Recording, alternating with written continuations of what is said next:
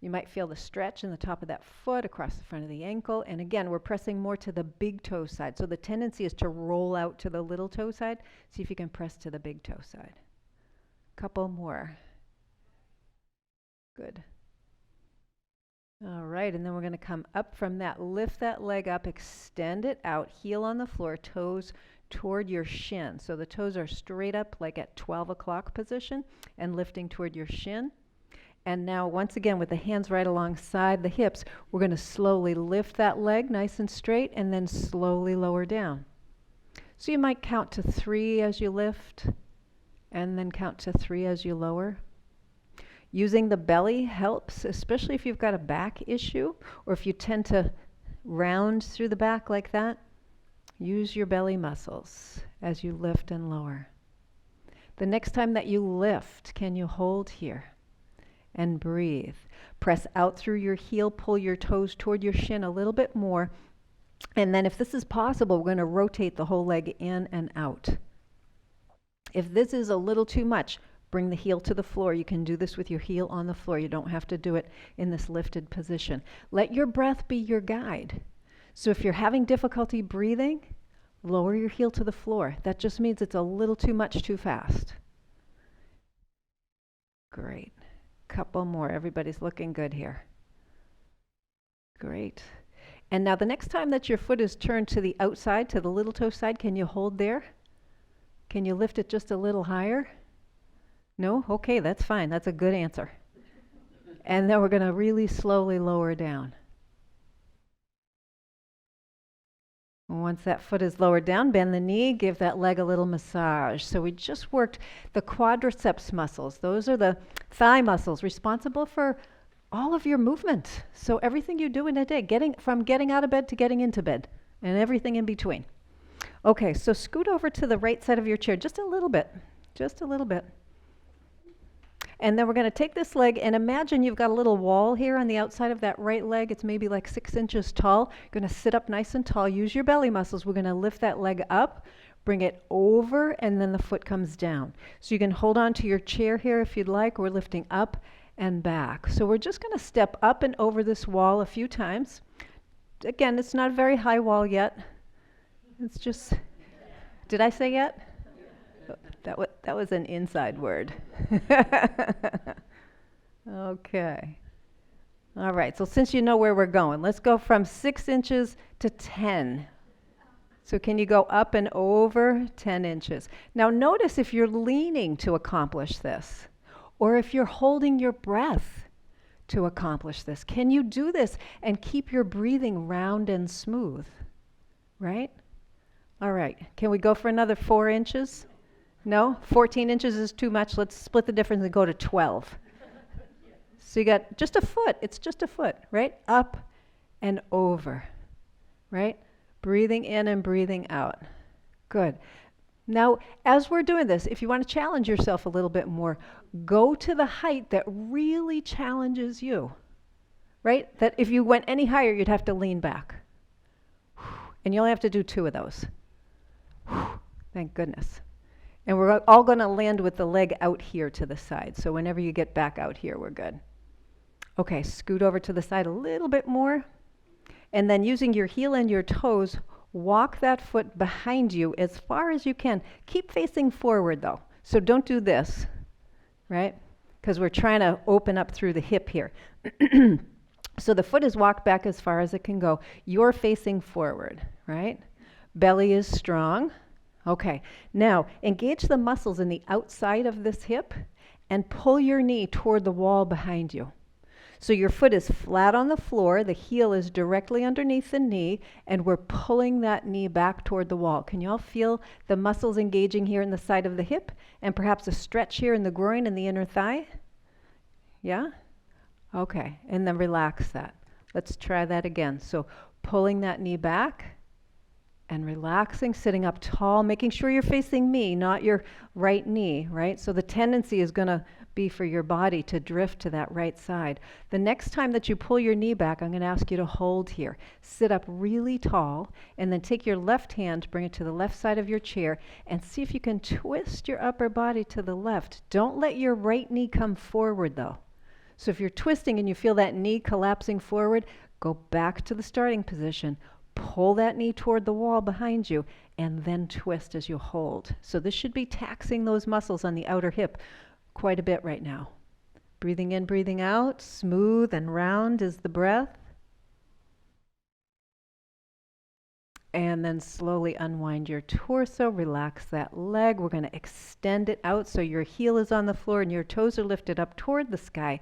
Again, you're still facing me here, right? And then we're going to lean into that left side, bending the left elbow, and then coming back up. Good. So lean, keep that right leg extended, nice and strong. And if you want to add a little more difficulty here, when you lean, take your right arm up and over to the left. Breathing in and breathing out. Now this is a good time to assess the length of the inhalation and the length of the exhalation. So for me, I like to breathe in when I raise my arm up, and I like to breathe out when I bring my arm down. You might like to do it the other way, and that's okay.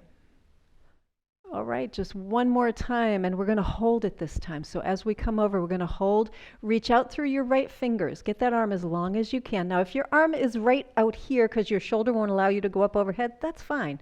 Just do whatever, wherever you can do this with your arm. And then reach out through that that right heel. Breathing in, breathing out. Good. And then come all the way up. Excellent. Release that. Relax that right leg using your heel and your toes. Walk your foot around. Come back to the center of your chair. And then we're going to cross the right leg on top of the left. If you can get knee on top of knee, that's great. If that doesn't work for you, you can always cross at the ankles. So we were engaging the muscles here in the outer hip when your leg was out to the side. Now we're going to engage the muscles here in the inner thighs. So squeezing those muscles together, see if you can bring the outside edge of your right foot a little closer to the outside edge of your left leg. If you're crossed at the ankle, you're simply going to be pressing the knees together.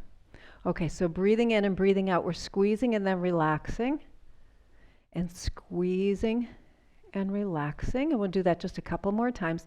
This is great for stretching the outer part of the thigh and the hip, and engaging those inner thigh muscles, making them a little bit stronger. Okay, next time you squeeze, I'm going to ask you to hold here and breathe. And activate your foot like you're trying to lift your toenails toward your shin. Good. Keep breathing, keep squeezing the legs together, and then we're going to come forward like you're trying to bring your belly button down onto your knee. Right? So that might increase the intensity of that stretch, and then come up, keep squeezing the thighs together. So we're stretching the outer part of the hip, and there's a band that runs from your upper hip down to below your knee. It's called your IT band. Anybody know what their IT band is, what it does? Yeah. Anybody who's had an injury or soreness there is keenly aware of the IT band. So the IT band is responsible for bracing your leg, bracing your knee when you're walking, right? So it's super critical. It's great for balance as well. Next time you come forward, we're going to hold. And we have tight IT bands in our society because we sit so much and we don't move enough. And movement is key to keeping all those nice membranes between the muscles in your legs, to keeping those moving. Okay. It runs from the side of your hip up here to below your knee. The part up here is the little tiny, it's about that big, it's the muscular part. And then all of this is just a really strong band of connective tissue. And its whole job is to brace your leg. And then we're going to come all the way up. Excellent. Okay, so relax that upper leg. We're going to lift the knee up off of this knee. See if you can grab hold of the back of that thigh. We're going to lift that knee toward the chin, but move the chin away from the knee, right? So get really long in your spine, right? So your knee wants to cuddle up to your chin, and your chin is having none of it. Your chin is like, nope, not interested. And turn your head to the left. Breathe in, breathe out. And then slowly lower that leg all the way down. Extend the leg, have the heel on the floor. Bring your left ankle underneath your left knee. both hands to your left thigh. Keep this right leg nice and straight, toes reaching toward your shin, and then we're going to hinge forward from the hips like you're trying to bring your belly button down onto your thigh. And we're going to slide that right hand down as if you could grab your toes. And maybe you can. And good for you, right? If you can grab your toes. Don't fall off the front of your chair, whatever you do. And then slowly come all the way up. Excellent. Okay, let's do this. Hold on to your chair. Extend both legs, point your toes, bring them right down on the floor, point and lengthen both legs, and notice if your right leg is longer than your left leg. Anybody noticing that? Pretty amazing, right? So relax your legs a little bit. Put your hands on your thighs, sit up tall, close your eyes, and notice if you can feel that your right knee is a little higher than your left knee. And then you can let your eyes open. So just doing a few stretches on one side of the body can have significant impact on the length of the tissue in that side of the body. And that's important for a couple of reasons. The most important one in my mind is that it gives more space for the joints.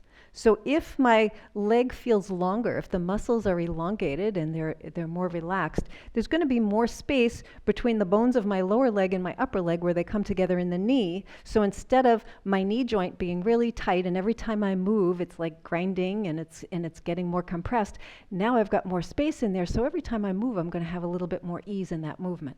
And that goes for the ankle and the hip as well, not just the knee. All right, so let's get the left side all lengthened out. Yeah, so extend that leg and we'll start with the toes.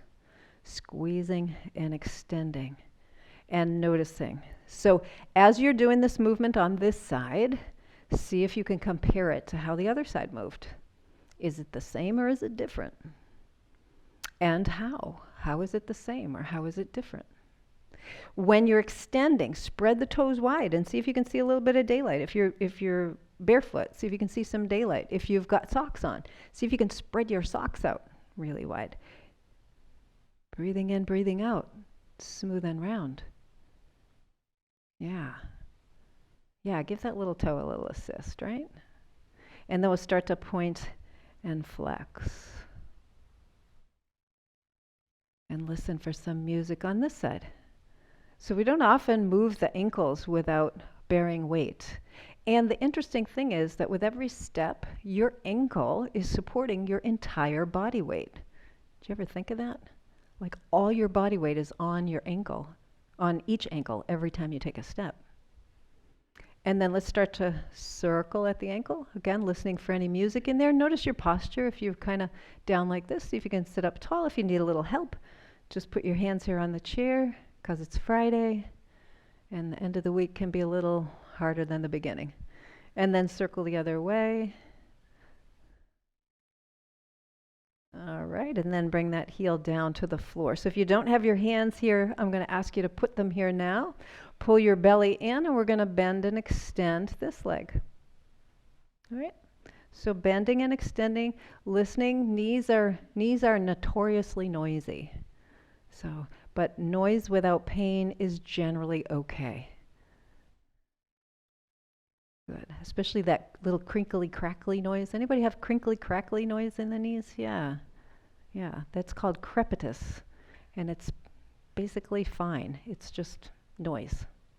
Okay, next time you bend your knee, we're going to place that foot on the floor so that you're stretching the bottom of the toes, and then slide your foot back a little bit so you can really get some good sensation there. Now, if that little toe isn't on the floor, just kind of angle or squish your foot around a little bit till you can get that little toe on the floor. So we're stretching, so it's like this, we're stretching the bottoms of the toes, right? And breathing in and breathing out. Now you might notice it might be getting a little harder to breathe the more sensation you get under there. If you're someone who wears shoes all the time, or if you wear really supportive shoes, this can be especially challenging because your toes have not gotten the exercise that they need. The more work your shoes do, the less work your foot does. And the less work your foot does, the harder it is to stretch them when we're doing these kinds of things. So pressing down and then relaxing, so you can kind of get to that place where, oh, I can take a little more pressure here or a little less pressure there. Good. And if you wear shoes with a narrow toe box, your little toe might be kind of tucking itself under its neighbor, or your big toe might be sliding in toward its neighbor so that you get like a little bunion there, or a big bunion if you wear really tight shoes. Okay, and then relax that pushing. We're going to come up over the toes onto the top of the foot. So now we're kind of pointing, so the foot is kind of going this way, and we're stretching the top of the foot. You can slide the foot back a little bit more.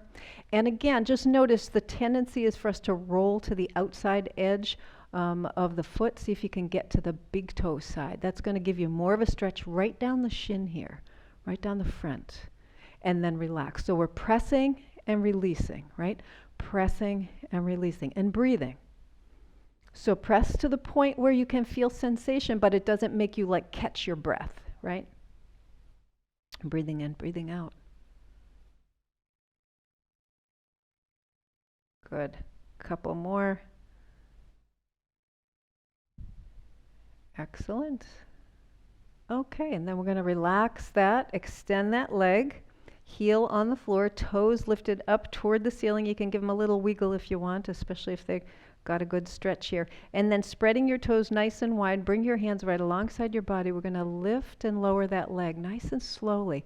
So maybe to a count of 3. That's always nice to just give yourself a count, so that you lifting and lowering slowly. Notice if you're using your upper body, right? So if you're leaning back, or if you're starting to kind of collapse here in the waist, in the belly area, see if you can keep that nice and strong. And then the next time you lift, we're going to hold here and breathe. Press out through your heel, lift your toes toward your shin. And if you can, we're going to rotate that whole leg in and out. So from way up here, it's not just the ankle, it's way up at the hip. If this is too much, bring your heel to the floor. Or if you can't really feel the hip, you can bring your heel to the floor, check it out. Oh yeah, that's where that movement is happening. And then see if you can bring it right back up. Okay. Next time your foot is out to the little toe side, hold it there, right? So you're out at like, if you look at your foot, it's like at 10 o'clock or 11 o'clock. And then see if you can raise it a little higher. And if the answer is no, that's fine too. That just means you're at your maximum. Breathing in, breathing out. So if you're raising it higher but you're not able to breathe, you want to lower it down a little bit. Okay, and then we're slowly going to lower that foot all the way down. Excellent. Bend that knee. Give the leg a little bit of a massage here. So we just did a bit of work for the quadriceps on that side. Again, super important muscles for mobility, you guys. Without strong quadriceps, getting up and down from a chair is difficult. Getting up and down stairs is even harder. So come over to the left side of your chair. So the left hip is just sort of like right on the edge there. And on this side, we're going to start again with that little 6-inch wall. I almost said 6-foot wall. That would have been crazy.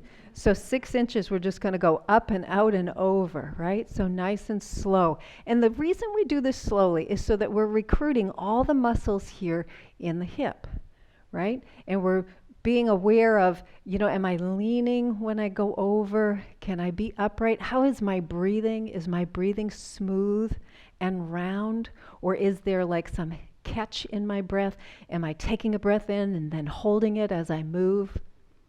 And the next time that we come up and over, let's see if we can go from a 6-inch wall. We're going to double it because you guys really did great on the last one. So we're going right for 12 inches here. So go right up to 12, up and over. Good. And the slower you go, the more of the muscle fibers you're going to recruit to do this, the stronger you're going to get. It's harder, but in the long term, it's better. And then for the last 2, go up as high as you can. Ooh. Oh, see, some of you are up like at 24 inches. We're just like doing nothing here, right? Good. What's that, like 7? 15. Okay, so let's stop at 15. We'll have it out here to the side. And then keeping your body facing forward, you're going to take this left foot, walk it back, So have your heel kind of underneath your knee. In other words, you don't want to be way out here and you don't want to be way in here. You want to have it roughly underneath your knee. Make sure your torso is facing forward because you're going to want to go this way because our inner thighs kind of pull us in that direction.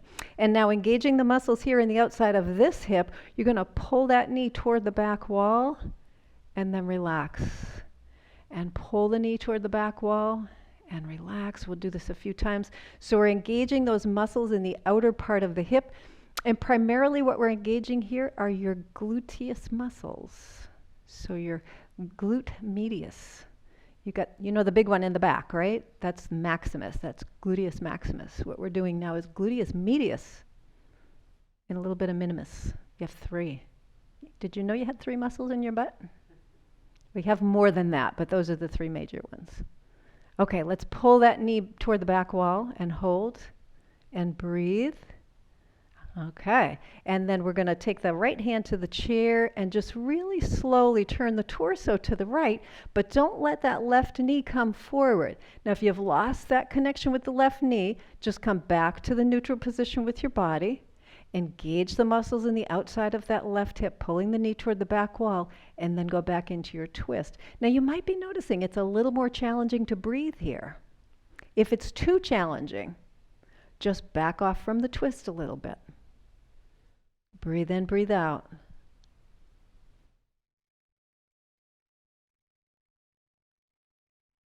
Good. And slowly unwind your torso, relax that leg, and then we're going to extend it out to the side. If you need to scoot over farther to the left, especially if you're a little shorter, sometimes the chair can catch you right in the back of your hamstrings and it can feel kind of uncomfortable. So with that leg extended, bring your toes up toward your shin, right hand on the chair, and we're just going to lean to the right as we keep that leg extended and then come back, right? So same thing we did on the other side. So we're leaning to the right. Yep. If you want to bring your arm up overhead and make this a little more challenging, when you come over, you can do that. If that doesn't work for you, you can just let your hand kind of rest on your leg. You can also bring your hand up to your shoulder if that's a little bit easier. And notice, can you breathe in and out with the movement? So perhaps inhaling as you bring the arm up and exhaling as you bring it down, or maybe exhaling as you bring the arm up and inhaling as you bring it down. There is no right or wrong. It's just how you're coordinating that movement. And the next time we come over to the right, can you hold here and breathe and lengthen through that side of the body? Now, if your arm doesn't go up overhead like that, if it's out here, that's fine. If your hand is on your shoulder, that's fine too. We're trying to stretch along this left side of the body. So press out through your heel, lift your toes toward your shin a little bit more. That's going to engage those muscles a little bit more. Good. And then come all the way up. Excellent. Relax that leg. Use your heel and your toes. We're going to walk the foot over, scoot to the center of your chair, and then we're going to take that left leg, cross it over the right. So knee on top of knee or ankle on top of ankle, whatever works best for you. So once again, when we had the leg out to the side, we're engaging these outer thigh, outer hip muscles, pulling the knee out. Now we're going to squeeze the inner thigh muscles and sit up nice and tall, and then relax. And again, squeezing those inner thigh muscles and relax. Couple more, squeeze and relax. And this time we're going to squeeze and hold. So really squeezing those inner thighs together. Again, we're stretching the outer part of the hip all the way down the side of the leg. That's where your IT band is, and that goes right down to your knee. And then we're going to come forward. Now this gets a little deeper into the hip. I know I just said that you only have 3 butt muscles, but you actually have a whole lot. Those are just the main characters, right? There's the, what do I want to say? They're like the actors, right? The muscles on the outside of the body that we can see are like the stars of the show. And then you have all these stunt doubles that work underneath, behind the scenes, right? So when we come forward, we're stretching some of those lesser known muscles. So we're going to hold this time and breathe in and out. So it's like you could get your belly button right down onto your thigh, or better yet, get your breastbone, your sternum, thank you, right down onto your knee. Breathing in, breathing out. Excellent. And then come all the way up Great. Relax your legs. And we're going to take the knee, we're going to hold behind the thigh. Lift the knee up like you could bring your knee to your chin, but get your chin a little farther away from your knee. That means your spine gets a little longer, and then turn your head to the right. So your chin is really indifferent to what that knee is trying to do here. Breathe in, breathe out. And then bringing your head back to center, release that leg, bring it all the way down. Hold on to your chair, extend both legs, point your toes. Okay, do we have even legs? Does anybody have the left leg longer than the right? Good, because you would have to go back and start all over again. And we're going to move on from there. Okay, so we're doing an awful lot with the lower leg, with the legs today, the lower part of the body today, and we're not quite done. So I want to do a little bit more with the toes. So your toes, the independence, I know you hate this, right? I know. The independence of your toes is really important for your overall health and your ability to balance, your ability to walk. When our toes and our feet aren't working optimally, that affects our knees and our hips. So it's interesting, but we don't often think of the pain in my knee or the pain in my hip as coming from the toes. And from years of misalignment in the feet, we can create wear and tear in both the knee and the hip. So with your feet a little wider than your hips, so just a nice comfortable distance apart, we're going to come up on the toes and then keep the heels on the floor and lift the front of the feet. So you've got your ankles right under your knees basically, so that this is relatively easy to do. Now some people, getting the toes up off the floor is really hard because the ankles are tight. So this is a great exercise to do to start to get some more movement in that ankle joint in that way. Great. Okay, and then bring your feet right down to the floor. And I want you to think of your feet as having 4 main points, like 4 tires on a car. I think I talked about this last week. So right here and right here, so the big ball mound and the little ball mound of your foot, and then the inside of your heel and the outside of your heel. It's like there's 4 tires there, right? So we're going to keep the 4 tires on the floor, right? With the 4 tires on the floor, press down a little bit. Feel your thigh muscles activate. So it takes all the muscles in your legs to push down a little bit into your feet. Okay, so keeping the 4 tires in each foot on the floor, we're going to lift all the toes up and spread them wide. Breathing in, breathing out. Look down there and see how much daylight you've got between your toes, or see how broad your socks are. And then keeping all your little toes lifted, press just your big toes down and then lift them. And press them down into the floor and lift. And breathe. Now this can be really challenging if you don't have a lot of mobility, independence and mobility in your toes. But this is one of those things that if you work on it, will change. Now if your knees have started to do this, right, if the knees have come together, you want to bring the knees out. So your hands are there kind of keeping track. Your hands have been deputized to make sure your knees don't come into the center. Okay, relax everything now.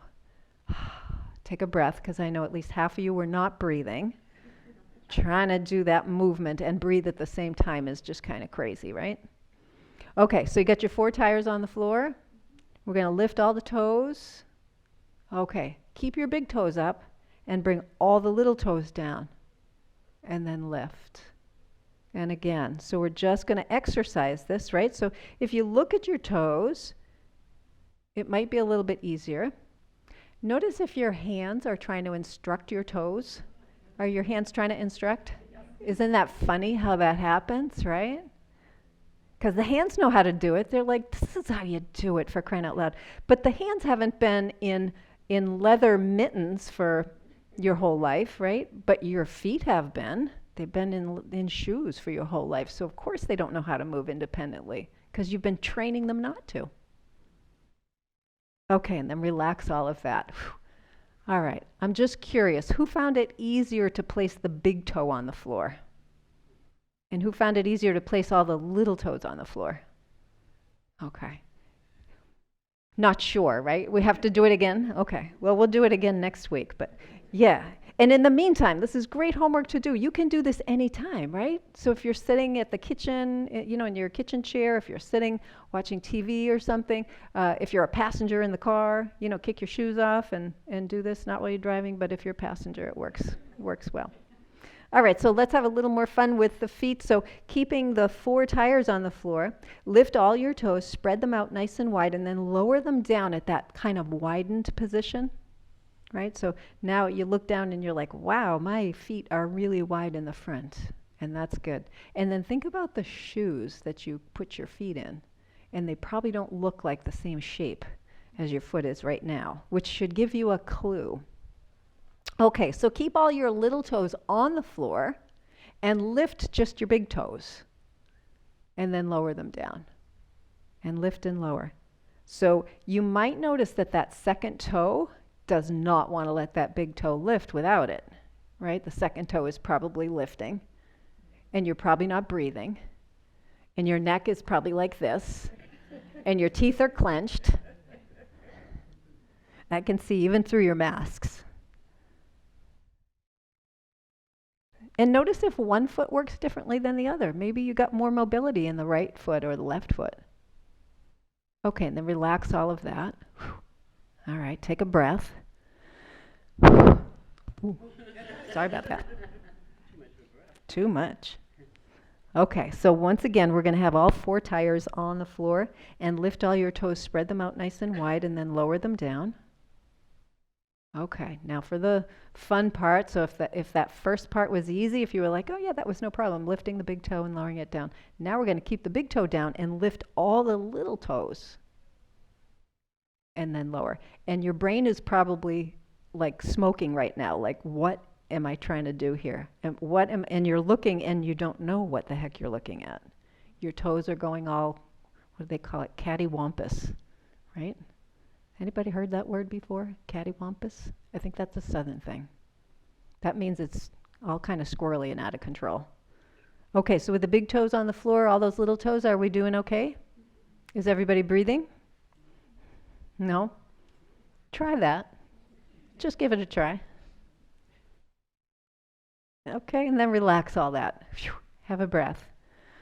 All right, who found it easier to raise just the big toes? And who found it easier to raise just the little toes? Not so many of us, right? Yeah, interesting, right? And how did that correlate like to your experience of lowering them, right? Was it the same or was it different? So when we have the toes lifted and we're trying to lower certain toes, we're engaging muscles in the bottom of the foot. When we have the toes lowered and we're trying to lift certain toes, we're engaging the muscles in the top of the foot. So if you have pain in the arch or the bottom of your foot, you might want to think about keeping the toes lifted and then doing the lowering exercise.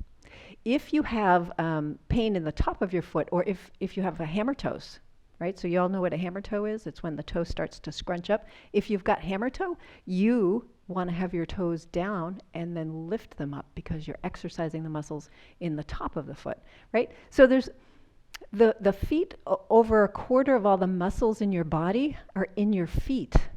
And we think about working the biceps, and we think about working the hip, the muscles around the hip, and we think about working the leg muscles, but the feet don't get enough attention. We just kind of jam them into shoes and have the rest of the body do the work. But this is our foundation, you guys. If the foundation isn't solid, everything above it is going to be off just a little bit. Imagine building a house on a foundation that's 6 inches lower on one side than the other. And you have to keep it true to that, right? You're going to have just this kind of weird Dr. Seuss looking house, right? And that wouldn't be very fun to live in. Okay, so now that we've tortured the feet, I'm going to torture them just one more little thing. So 4 tires on the floor, lifting all the toes. See if you can press your big toes down and your baby toes, but none of the ones in the middle. Keep those middle ones lifted. And then relax your feet, because you're probably getting a cramp right now. Right? Give them a little wiggle.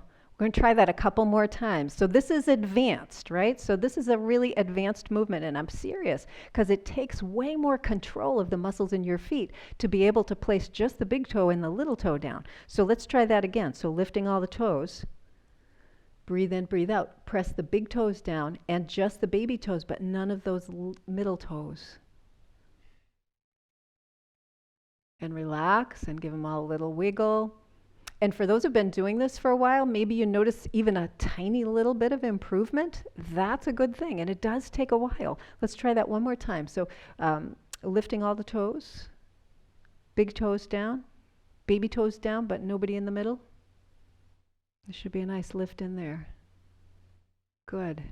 And relax all of that. Great. So let's come up on the toes and then the heels, just back and forth. Again, this is a great exercise to do for your feet and your ankles at the same time. So I highly recommend it. All right. And then let's relax the legs and feet a little bit because we've spent a whole lot of time with that. We're just going to switch gears a little bit to the spine. So we haven't done the 6 movements of the spine together for a while. These are movements that bring you through the entire range of motion that's possible in your spine. Now, your spine is a series of bones that are sort of insulated from each other with these really nice, thick, fibrous discs. People think of their discs as being like these jelly donuts. I don't know where that came from, but I hear people talk about that all the time. They're like soft and squishy. Your discs are not soft and squishy. Your discs are really tough and fibrous. If they were soft and squishy, we'd be a mess because we'd be like, moving in this really unsafe kind of way. So the discs are really strong. So in the spine, there are 6 movements that activate all the different ranges that we can possibly have here. And that helps keep your spine healthy. And when your spine is healthy, that means the nerves and blood vessels that come down from your brain through your spine and into the rest of your body, that they have access to the nutrients they need, that they have access to the movement that they need, and they're not being impinged in any way. So the first 2 movements are forward bending and backward bending, or flexion, which is forward bending, and extension, which is backward bending, right? So we're going to do a little bit of forward bending and backward bending to start. This is how I like to start. This is I'm going to say the most natural of the movements that we have, right? So with your hands on your thighs, your heels underneath your knees a little bit here. Now your hands and your arms are going to support your body so that when you come forward, you put a little bit of weight here. We're getting a little bit of a workout for the shoulders and the arms as well. So you're going to bring your chin to your chest. So it's like you can tuck your chin right into your collarbones. And then bring your nose down toward your navel. And then come forward like your forehead is coming down to the floor. And as you come forward, keep pressing into your hands. Breathe in, breathe out, and then press strongly into your hands and come up. All right, so that's flexion. So let's try that again. So chin to chest, nose to navel, forehead to floor. Press into your hands and come up. Good, and one more time. We're just going to come forward, chin to chest, nose to navel, forehead to floor. Pressing into your hands, come up. Good. So that's the flexion part of our movement. So now for the extension part. We do an awful lot of flexing. We don't do enough extending, you guys. So you're going to take your hands off of your lap, squeeze your shoulder blades together, bring your elbows back there, and then press your chest forward and arch your back. And then come back to that kind of neutral position. So breathing in, let's come into extension. Breathing out. So this is a nice way to wake up in the morning, right? So you get up, you're still in bed, you do your forward bending and your backward bending. If you kind of hang your legs over the side of the bed, this is a nice way to do it. Great. Oh, excellent. One more time. And we're going to hang out here in extension. So breathing in, breathing out. Bring the arms back a little bit more. See if you can stretch the arms. And then come back to kind of that neutral position. So again, we tend to come forward more. We tend to live our lives in flexion, right? So this is flexion. This is me driving my car. This is me watching TV. This is me talking to you, right? Because this is comfortable. This is kind of gravity pushing down on my head and I come forward. This is harder to get into the more we do this. So I like to tell people, if you're going to do flexion and extension exercises, do 2 times as many extension exercises as you do flexion exercises. Okay, so those are the first 2 movements of the spine. The second 2 are also flexion and extension, but they're in the sideways plane, right? So we're going side to side. So you think about your spine, right? You've got your vertebrae and you've got your nice juicy discs in there. And so with the feet a little wider than the hips, the hands on the thighs, we're going to lean, we're going to start first with the right ear to the right shoulder. So right now we are flexing the neck to the right. And we're extending the neck on the left. Does that make sense? Yeah, so you're shorter on the right, that means you're flexing, and you're extending on the left because you're longer here. Now see if you can bring your shoulder down toward your hip, so you lean a little bit more, and you can put some weight into that right hand, and then your head kind of toward the floor. Keep your left buttock on the chair, so don't let it come up off the chair. So now you should be feeling a stretch somewhere through that whole side of your body, and then we're going to come all the way up as you push into your hand. So again, starting with the neck. Ear to the shoulder, and then shoulder to hip, head toward the floor, breathing in, breathing out, we're going to come up. So do this one really slowly. I find that if we go too fast, especially doing the side to side one, you can feel a little bit dizzy because it's a little disorienting, right? Because now you're seeing the world in this sideways position. That's kind of weird. And so coming back to that center can make you like a little wacky. So are y'all breathing? Good. And one more time. And you might be hearing some little cracking and crunching in there again. That's okay. And then back to kind of center. So again, that's flexion and extension as well in the side bending, in a side bending realm. And then the last 2 movements of the spine are twisting. And I like to save these for last because twisting is a more complex movement. And if the spine is, if the muscles around the spine are tight and we haven't flexed and extended in all directions with that, twisting can be a little precarious. So when we're twisting, the first thing we want to do is get some length in the spine, right? So we never want to be in this position and twist, because this, anybody ever do that? You know, you're sitting and you reach for something and yeah, it's because your spine is compressed, you're twisting there. But if you come into a really lengthened position, start with your head and turn your head to the right. And then when you get your head turned as far as it will go, turn your shoulders to the right, let it carry the rest of your body. And when you get the shoulders over as far as you can go, see if you can turn from the lower part of your back. You can even push a little bit into your left hand to help facilitate that. Make sure you can keep breathing smooth and round. And then slowly come back to center, right? So you can see that was a transition that was very slow and methodical, as opposed to just twisting and grabbing for something. So once again, with the spine nice and tall, turn to the left. Go as far as you can with the head first, then get your shoulders in there. Then your mid and upper back, your lower back. Breathing in, breathing out, and then come all the way back to center. Let's try that again. So to the right, starting with the head, the shoulders, the upper back, mid back, lower back. See how far you can turn. And then coming back to center, breathing in, breathing out. Again, head first to the left, shoulders, upper back, mid back, lower back. Again, see how far you can turn. And then come all the way back. Good. So those are the 6 movements of the spine, something that you should try to incorporate every day at some point. Like I say, I like to do this like first thing in the morning. I'm stiff when I wake up. You know, we've been lying down for a long time, so it's nice to just give a little bit of a twist. You can also do this at the end of the day, and you might find at the end of the day that you have more range than you do in the beginning of the day. All right, so let's just kind of end with a little breathing. If you want to make yourself comfortable on your chair, you can sit back and relax if that feels okay. If that just doesn't catch your legs or your back in the right position, you can sit up. Close your eyes if that feels comfortable. Relax your shoulders. Relax your hands, your arms.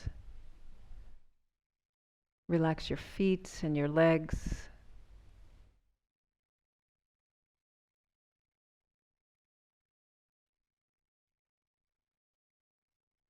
And notice your breath.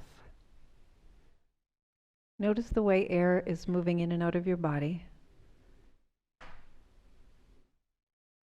If you can inhale and exhale through the nose, that's a more efficient way to get air in and out of your body. It's also a preferred way from the perspective of kind of cleaning the air before it enters your lungs. When you breathe in through your nose, you're filtering all the particles. Think about the pollen that's out there right now. You're filtering all that through the little hairs that are in your nose so that stuff doesn't get into your lungs. If you breathe in through your mouth, you can get all those little pollen particles and all those other little particles right into your lungs. And again, breathing out, if you have some difficulty with breathing or you feel like you can't get a full breath, breathing out like you're blowing out a candle is an effective way to get the air out a little more quickly. But if you can breathe in and out through your nose, that has a more calming effect.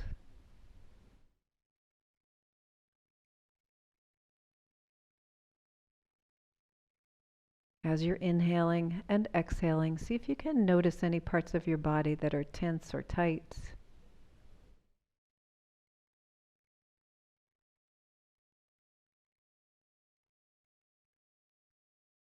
And if you notice areas that are tense or tight, imagine sending your breath to those parts of your body and letting the breath kind of act as a salve. So the breath is almost massaging that tightness.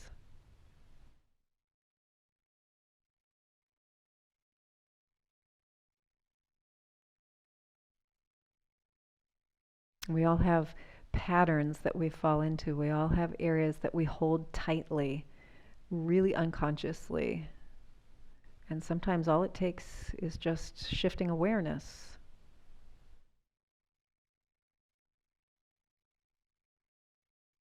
And when that opens up, we notice a difference in our breathing.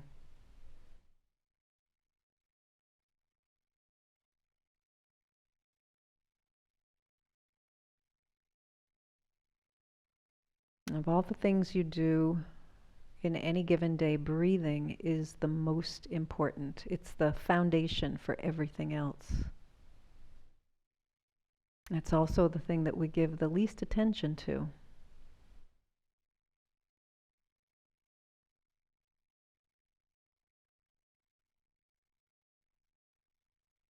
Breathing in and breathing out.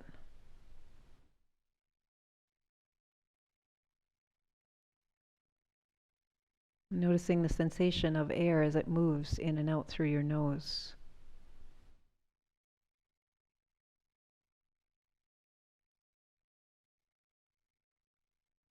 Noticing how inhalation and exhalation create movement in your body.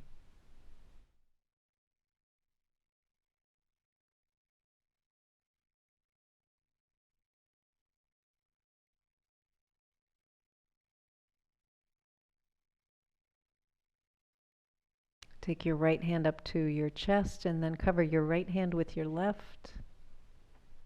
Let's take a breath in, let it out with a sigh. And then just take a moment, maybe bring your hands together if that feels right, an expression of gratitude to your breath. So grateful for this breath, for this moment to breathe in and out. And then just, again, in gratitude for all the things you've been given, all the things you've worked hard for. And if you'd like, you can open your eyes and just maybe say a little hello to folks here in the room. It's always nice to practice in community.